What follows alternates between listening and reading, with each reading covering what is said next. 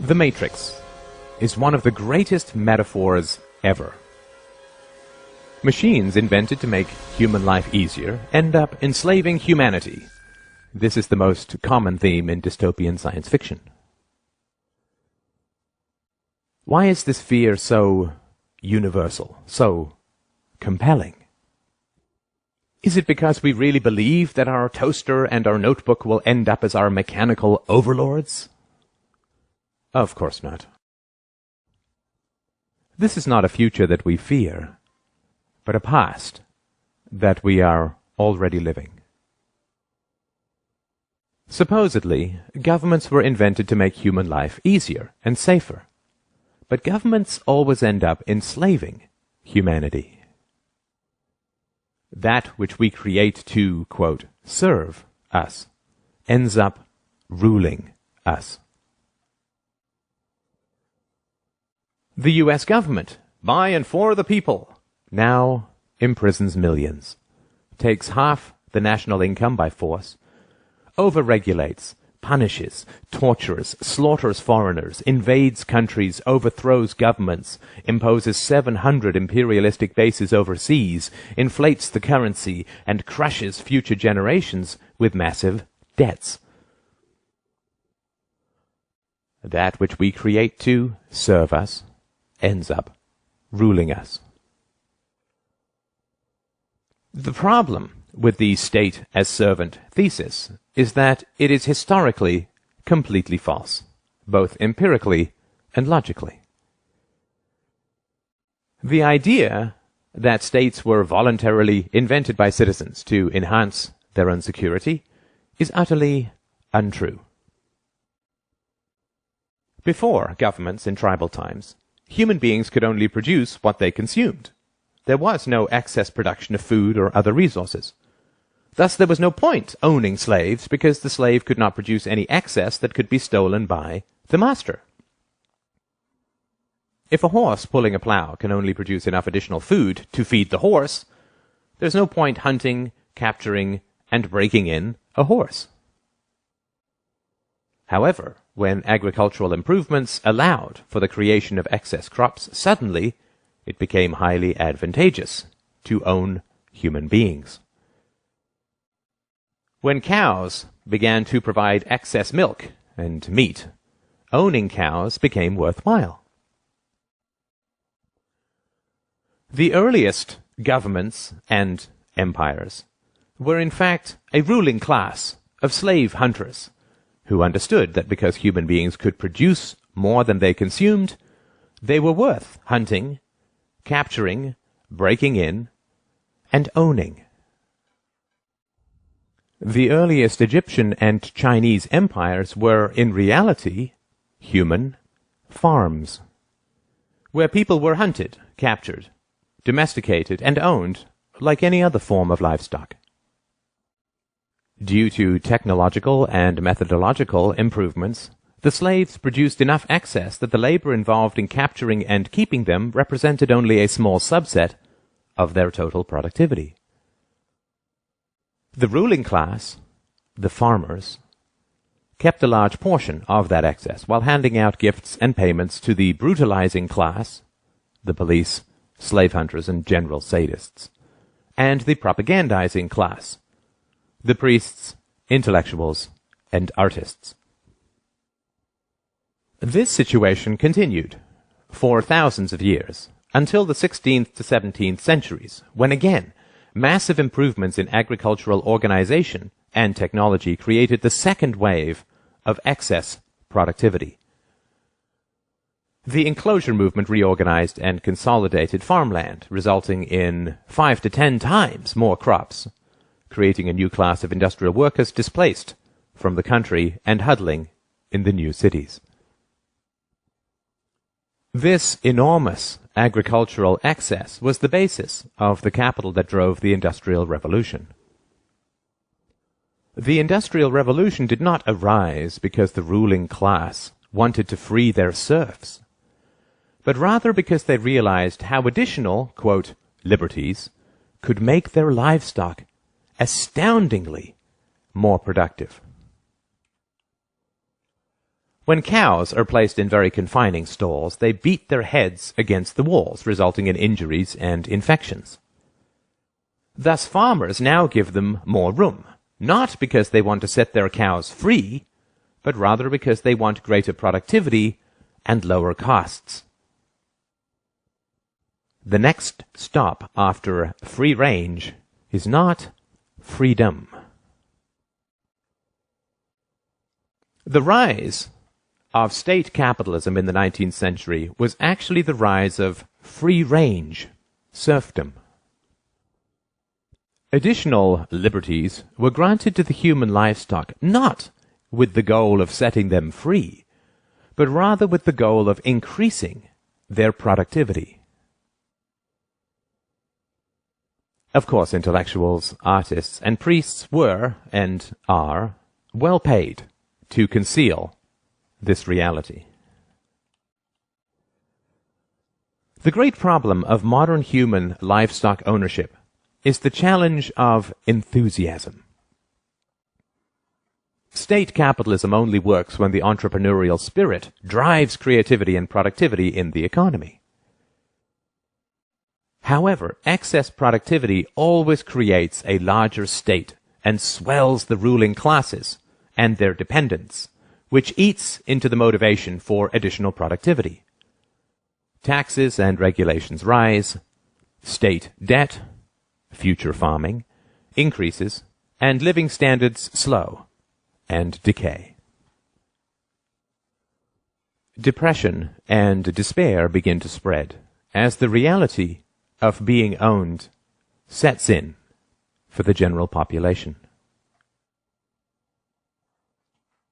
The solution to this is additional propaganda, antidepressant medications, superstition, wars, moral campaigns of every kind, the creation of, quote, enemies, the inculcation of patriotism, collective fears, paranoia about outsiders and immigrants, and so on.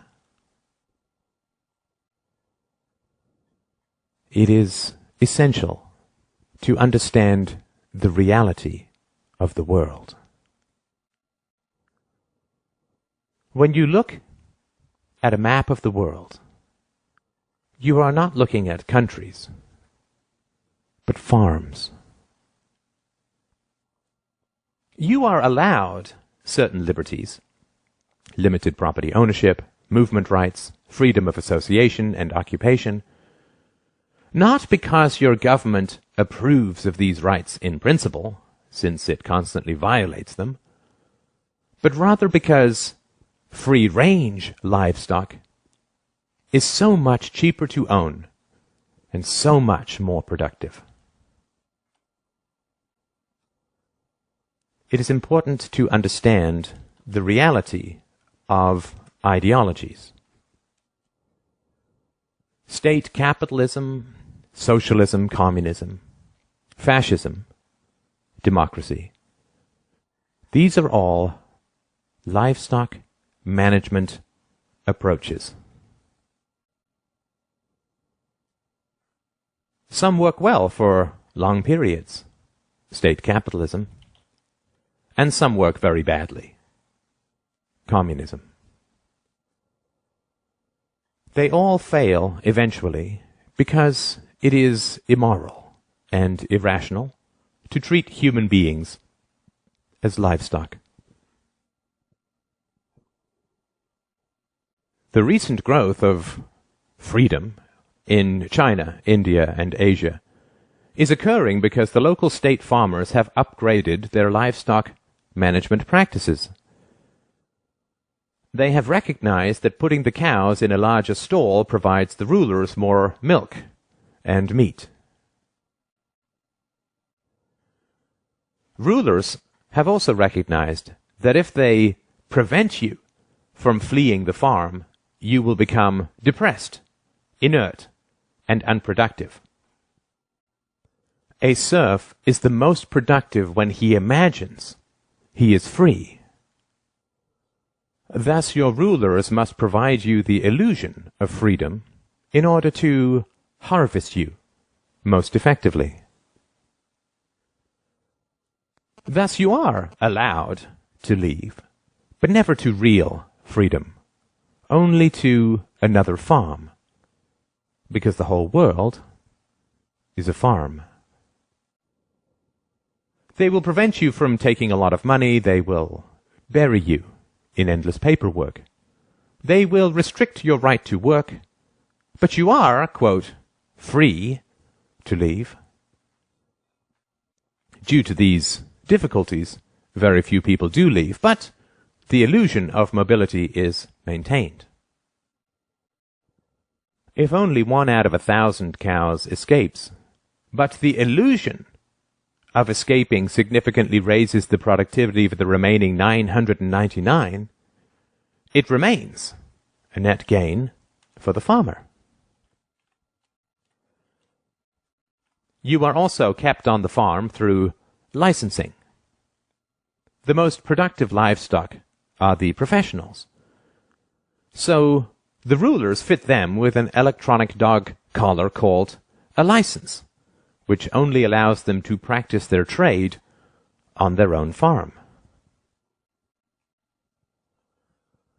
To further create the illusion of freedom, in certain farms the livestock are allowed to choose between a few farmers that the investors present. At best, they are given minor choices in how they are managed. They are never given the choice to shut down the farm and be truly free.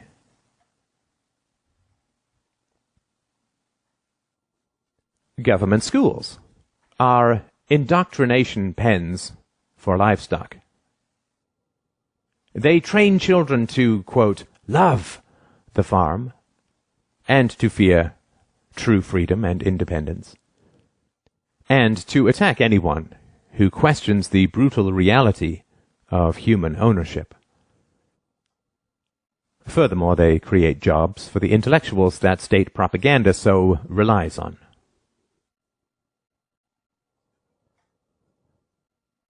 The ridiculous contradictions of statism, like religion, can only be sustained through endless propaganda inflicted upon helpless children.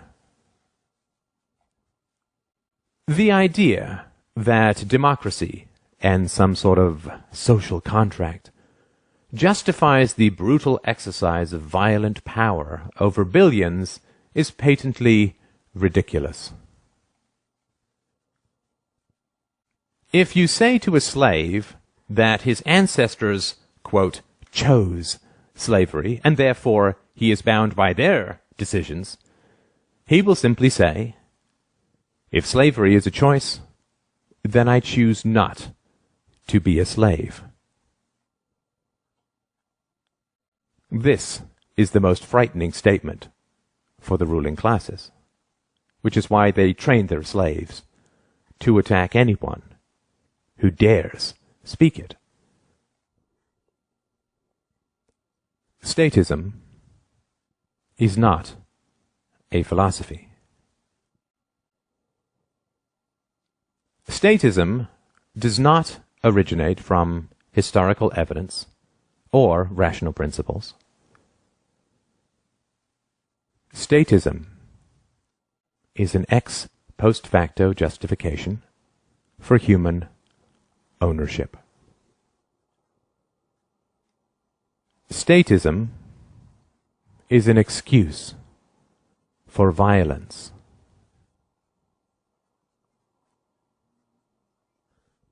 Statism is an ideology, and all ideologies are variations on human livestock management practices. A religion is pimped out superstition, designed to drug children with fears that they will endlessly pay to have, quote, alleviated. Nationalism is pimped out bigotry, designed to provoke a Stockholm syndrome in the livestock. The opposite of superstition is not another superstition, but the truth. The opposite of ideology is not a different ideology, but clear evidence and rational principles. The opposite of superstition and ideology, of statism, is philosophy. Reason and courage will set us free. You do not have to be livestock. Take the red pill. Wake up.